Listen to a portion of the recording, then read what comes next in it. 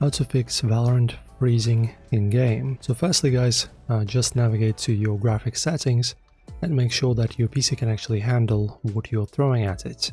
So Valorant in general isn't a demanding game, but sometimes you will need to kind of make your settings lower so that your game works optimally, okay? So just make sure to choose proper settings. So for example, in my case, I play at 2K and I didn't really change my settings, but if your PC isn't that good, just make sure that you have, say for example, medium to low settings so that your PC can actually handle them. Otherwise you will have stutters and freezes in the game. But this game is pretty well optimized and it's not demanding at all, so you shouldn't have this issue. But if you still do, let me get you to the next fix.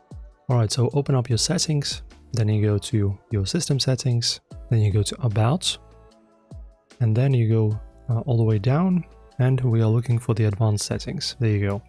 Advanced system settings. Open that up, and we're going to modify our page file. You go into this, press on settings here, advanced, then you press on changed, then you press on change, remove this, and then check the set custom size. In the initial, type in the recommended, which is 4941, and in here choose your RAM. Or for example, if you have 16, you just multiply that by 1.6 and you get a number. Let me do that. So I go 32 gigs. Oh, sorry. 32 gigs multiplied by 1.5. And this number is the one I should put in this field with maximum size. Just don't include a comma, otherwise it won't let you through. And then you press on OK, and save it. And that's pretty much it. Then after that you can just go ahead and play Valorant, just like you would.